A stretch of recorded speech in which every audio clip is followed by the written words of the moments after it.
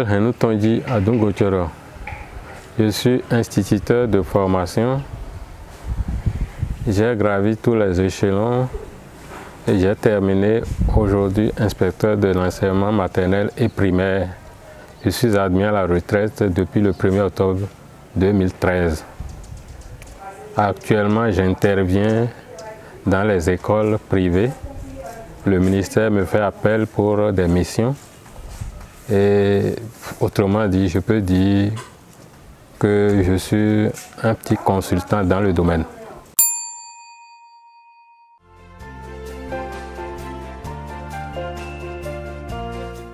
Au Bénin, selon la loi numéro 2003-17 du 11 novembre 2003 portant orientation de l'éducation nationale, il est recommandé que l'enfant démarre l'école primaire à l'âge de 4 ans et demi révolu, s'il a fait l'école maternelle. Parce que l'enfant qui commence l'école maternelle à 2 ans et demi, il fait 2 ans l'école maternelle et il est à 4 ans et demi révolu avant de démarrer le primaire. Je dis 4 ans et demi révolu, il faudrait comprendre qu'à la date de la rentrée, l'enfant doit avoir les 4 ans et demi révolus. S'il n'a pas 4 ans et s'il manque un jour, il ne commence pas l'école primaire. Mais ceux qui n'ont pas fait l'école maternelle, les enfants qui n'ont pas fait l'école maternelle, eux autres, ils commencent le primaire à l'âge de 5 ans révolus. Voilà ce qui est recommandé au Bénin.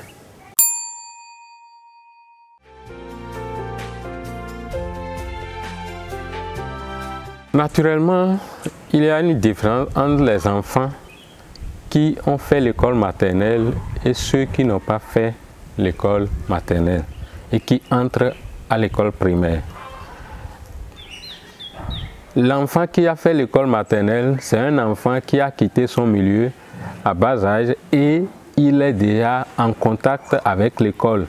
Donc, les périodes de pleurs, il a surmonté tout cela. Également, celui-là, à l'école, il a appris déjà à tenir le stylo à billes, il sait exprimer un peu plus en français déjà, et tout ça là l'aide lorsqu'il entre au CI à vite décoller. Alors, si je dis ça, on va me dire, mais en ville, si c'est en ville, peut-être la différence n'est pas trop grande. Mais lorsque nous allons au village où l'enfant n'a jamais eu contact avec le français, c'est que si l'enfant entre-temps a fait l'école maternelle et il va au CI, il a une nette différence et cet enfant-là peut vite comprendre ce qui se dit en classe. Contrairement à son camarade qui n'a jamais mis pied à l'école, lui d'abord quand il va à l'école, il a peur. Il a coupé le pont avec ses parents et s'intégrer dans la classe lui est un peu difficile parce qu'il est dépaysé. Alors l'enfant de l'autre côté n'est pas dépaysé. Et au même moment, cet enfant-là qui n'est jamais allé à l'école maternelle et qui vient, donc c'est à partir de là qu'il va commencer à apprendre le français. Ça fait comment tenir le bic, tout ça là, c'est là. Donc les enseignants qui prennent ces enfants-là ont plus de difficultés que ceux qui prennent les enfants venant de l'école maternelle. Donc il y a une nette différence.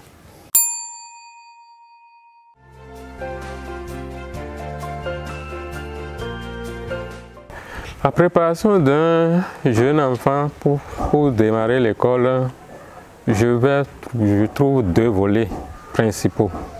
Le premier volet, il y a le volet matériel qui comporte tout ce dont l'enfant a besoin, sa tenue, ses fournitures scolaires et tout ce dont il a besoin pour être à l'aise en classe. Son petit déjeuner, son déjeuner, si l'enfant entre-temps doit rester à l'école jusqu'au soir.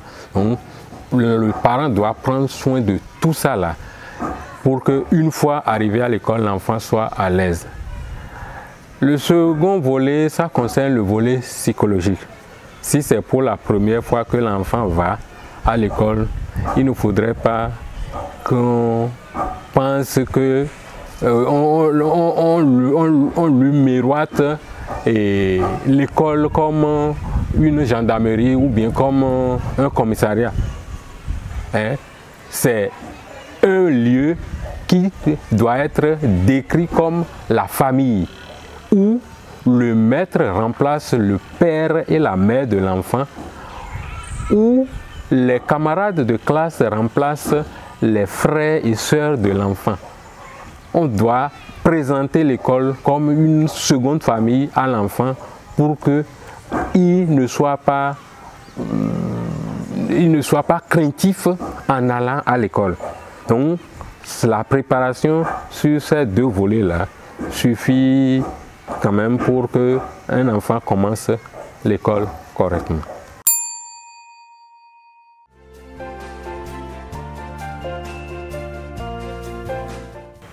Ce parent, je dois l'encourager. Je dois l'encourager parce que si l'enfant est laissé à lui-même, il ne va pas évoluer.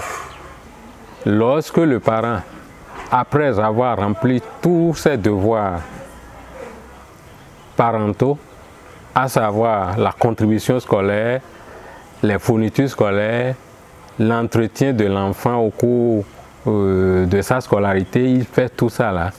Si en plus de tout ça là, il ne suit pas un tout petit peu le travail de l'enfant, il ne lui accorde pas un tout petit peu un temps pour lui dire « Ah, qu'est-ce que vous avez fait à l'école? Je veux voir, dis-moi ce que vous avez fait, quel problème tu as ?»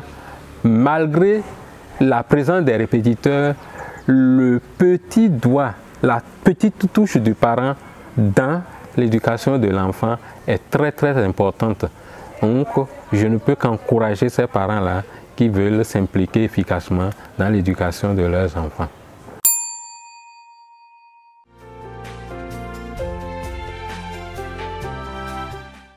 Toute école qui se veut efficace doit accueillir tout parent qui vient demander l'évolution scolaire de son enfant. Ce qui veut dire qu'il n'y a aucune école qui refuse cela. Et les maîtres, les enseignants sont aussi heureux d'accueillir les parents de leurs enfants à l'école. Maintenant, la période, c'est peut-être la période qu'il faut chercher à discuter avec les parents. L'enseignant, il n'est pas très content quand il est en train de dérouler son cours, qu'on vienne l'interrompre. Et les écoles aussi n'acceptent pas que les enfants, les parents, les enseignants soient interrompus dans le développement de leur cours. Ainsi, et les parents et l'école doivent arrêter, les deux doivent arrêter la période au cours de laquelle les parents peuvent venir rencontrer leur maître. Les périodes conseillées, souvent, c'est pendant la récréation.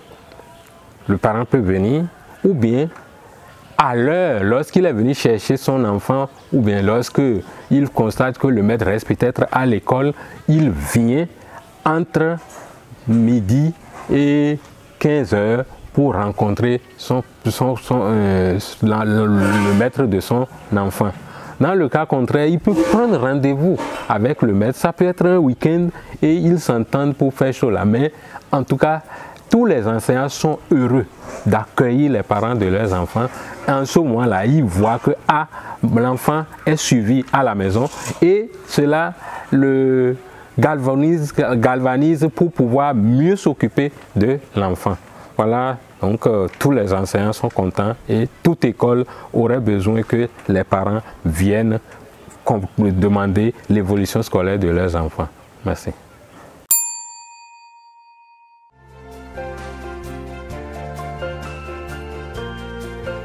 Moi, j'ai été un acteur de l'école publique. J'ai été à l'école publique durant tout le temps en qualité d'écolier et en qualité d'élève. J'ai enseigné dans l'école publique. L'école publique est une bonne école.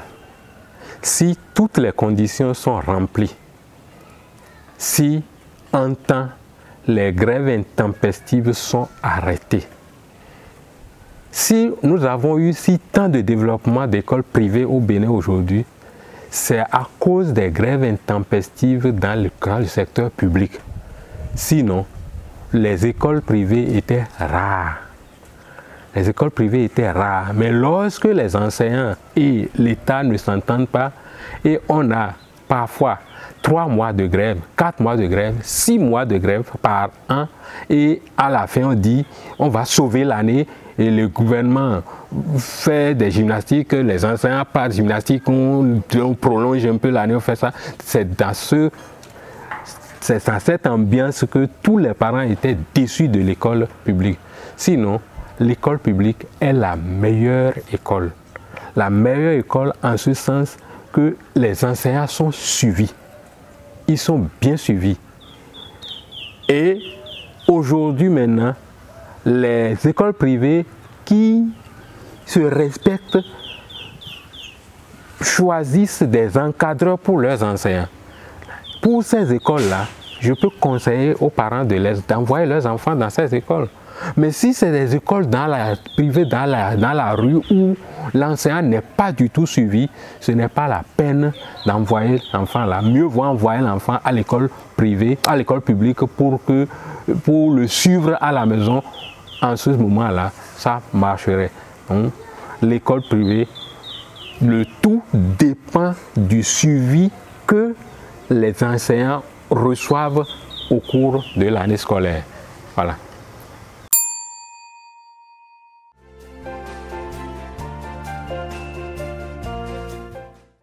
Le suivi de l'enfant, ce n'est pas nécessairement qu'il faut être instruit pour suivre son enfant.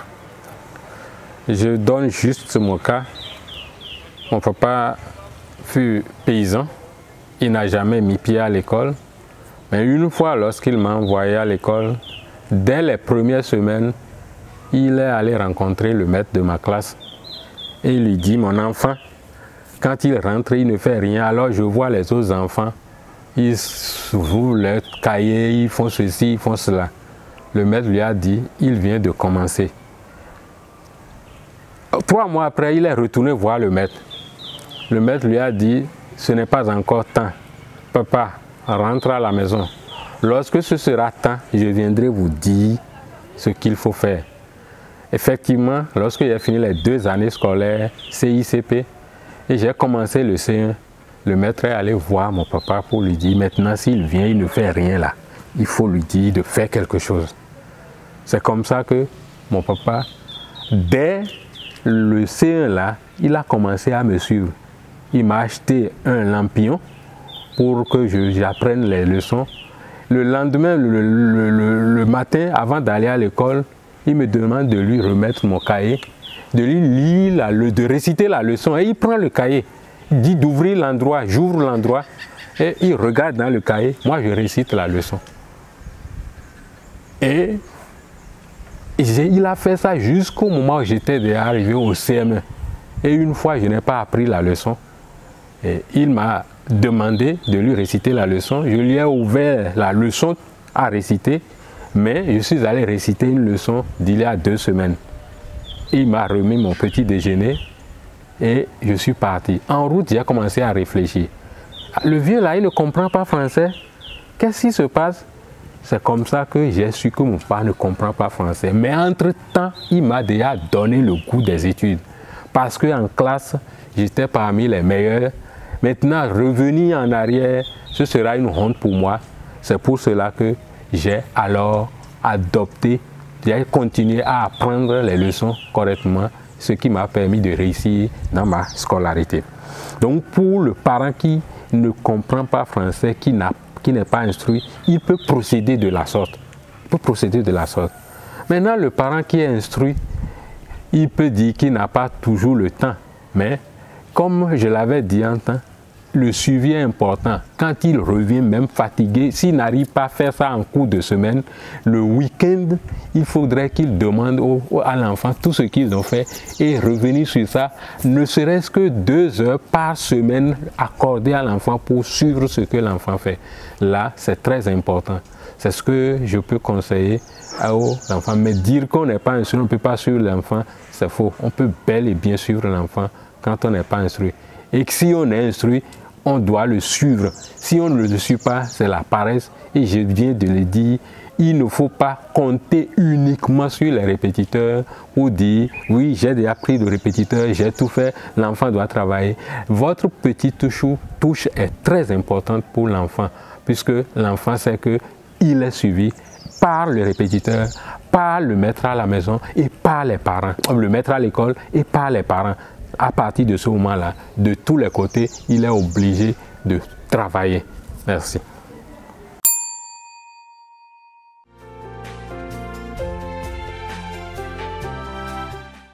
Un programme n'est efficace qu'à travers son application.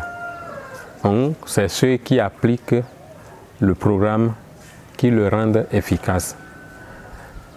Les nouveaux programmes, en réalité, on dit nouveau programme, il n'y a pas quelque chose de nouveau en tant que tel. Parce que les 26 lettres de l'alphabet sont toujours enseignées. Les 10 chiffres en mathématiques sont toujours là.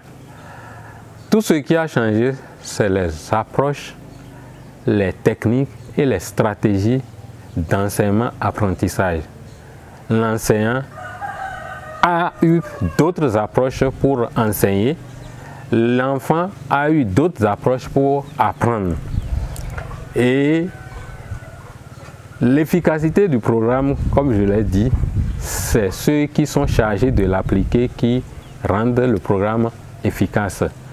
Mais quel est le niveau de formation de ces enseignants? C'est à ce niveau-là que le problème se pose. Les enseignants qui sont chargés d'appliquer le programme, est-ce qu'ils ont toutes les compétences requises pour bien appliquer ce programme? C'est là où le problème se pose. Et l'État a fait des efforts, mais les efforts là ne suffisent pas puisque d'abord le niveau de recrutement des enseignants laisse beaucoup à désirer. On continue de recruter sur le niveau BPC au moment où dans d'autres pays, l'enseignant est recruté à partir de la licence pour être envoyé dans les écoles normales d'instituteurs. Mais nous, on continue de recruter des gens sur la base du BPC sans même les envoyer dans une école de formation. Donc, avec ça, les enseignants ont beaucoup de difficultés à appliquer le programme. C'est pourquoi on voit que le programme n'est pas efficace. Sinon, il n'y a pas de problème pour l'efficacité, le problème performant. S'il faut prendre un exemple, au CICP par exemple, disons, j'ai dit le CP, je prends le CP, où c'est 42 unités en français qu'il faut enseigner au cours de l'année scolaire, à raison de 2 unités par semaine. Mais il y a vous allez dans des écoles où l'enseignant s'arrête à l'unité 23 au cours de l'année. À l'unité 23. Une année scolaire qui compte 36 semaines. Si le programme prend en compte 25 semaines actives, les 11 semaines qui restent, évaluation, tout ce qui entoure, mais travail correct, 25 semaines. Et on a dit 2 unités par semaine. L'enseignant qui doit faire 2 unités par semaine s'arrête à l'unité 23. Si on divise par 2, ça veut dire que celui-là a fait à peine 12 semaines de travail. Mais qu'est-ce qui est à la base de cela? Vous leur posez la question, les enfants ne savent pas lire, on ne peut pas évoluer dans le programme, on ne peut pas faire ceci, on ne peut pas faire cela. Mais au même moment, lorsque nous suivons des enseignants dans le privé et on exige cela, les enseignants finissent le programme. Ils finissent le programme. En 25 semaines au plus, ils finissent le programme et ils font des révisions. C'est pourquoi il dit qu'un programme n'est efficace qu'à travers ceux qui l'appliquent. Maintenant, cette application dépend surtout de la formation de ces acteurs-là qui doivent appliquer le programme.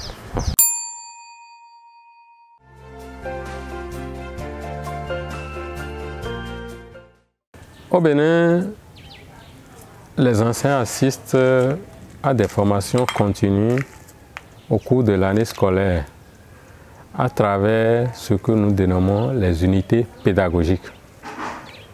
C'est des séances qui ont lieu pendant 2 heures de temps, 2 fois par mois, c'est-à-dire par quinzaine. Un thème est retenu et un enseignant va en classe, travaille avec les enfants. Les enfants partent, ce que l'enseignant fait, son analyse, l'analyse du vécu pédagogique est faite par les enseignants qui ont assisté à la séance. Et tout ceci sous la supervision du responsable de l'unité pédagogique. Si entre-temps, le CP, le conseiller pédagogique, était là ou bien l'inspecteur chef de région pédagogique était présent, il anime cette séance-là. Et ça a lieu toutes les quinzaines. En dehors de cela, les enseignants sont suivis par les conseillers pédagogiques, les inspecteurs en situation de classe. Ces visites et ces inspections de ces acteurs du réseau d'animation pédagogique constituent également des séances de formation continue que les enseignants reçoivent au cours de l'année scolaire.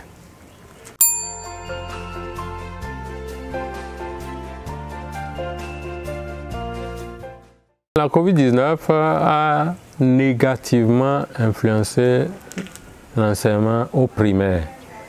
Au Bénin, en dehors de la classe du CM2, qui a repris les cours le 11 mai, toutes les autres classes sont restées à la maison et du 30 mars jusqu'au 10 août qu'ils ont repris. Ce qui veut dire, et le 10 août là, ils ont fait 1 mois de travail et on leur a accordé également encore 1 mois pour faire l'évaluation. Ce qui veut dire que les programmes ne peuvent pas être achevés au cours de cette année-là. Les programmes ne sont pas achevés. L'État a fait tout pour que les examens nationaux se déroulent, mais les classes intermédiaires, surtout au primaire, ont trop souffert. En ce sens que de mars, disons tout le 3e trimestre n'a pas été du tout exécuté. On a juste pu récupérer 1 mois dedans. Ou au moment où les enseignants ne terminaient pas les programmes, lorsque l'année scolaire est entière, maintenant cette année scolaire est amputée, ce qui veut dire que les programmes ne sont pas achevés dans ces classes-là. Donc la COVID-19 a négativement influencé l'enseignement primaire.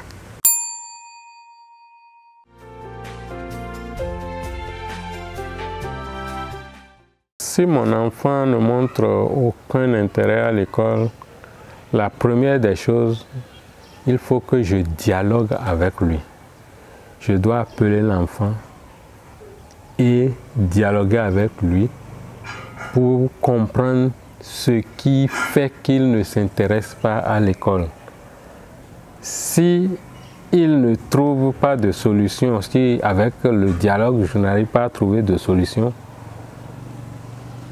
ce qu'il faut encore, il faut chercher un conseiller psychologique à qui confier l'enfant pour que celui-là discute. Peut-être il a peur du parent pour parler, mais face à un conseiller psychologique, celui-là, il a les compétences, les tacts et les stratégies qui peuvent l'aider à avoir l'avis de l'enfant. Ainsi, lorsque l'enfant va s'extérioriser, il faudrait que l'enfant s'extériorise. S'il ne s'extériorise pas, c'est un peu difficile. Dans le cas contraire, malgré tout, il ne s'extériorise pas, alors il faut faire appel à un conseiller d'orientation Et le conseil d'orientation peut vous dire peut-être de l'orienter vers autre secteur en dehors de l'école. Mais ce qui est bon, avant d'aller dans n'importe quel autre secteur, il est souhaitable que l'enfant quand même fasse au moins le cycle primaire pour pouvoir maîtriser quelques mots et savoir écrire, calculer un peu avant d'aller ailleurs. Donc, on doit tout faire pour qu'il fasse au moins le cycle primaire. Donc, c'est comme ça. Mais la première des choses, c'est le dialogue. Tout ce qui est à éviter, c'est la brutalité. Il ne faut pas brutaliser l'enfant pour chercher à avoir une solution à ce problème. C'est la négociation, le dialogue qui peut amener le parent à avoir ce qu'il veut de son enfant.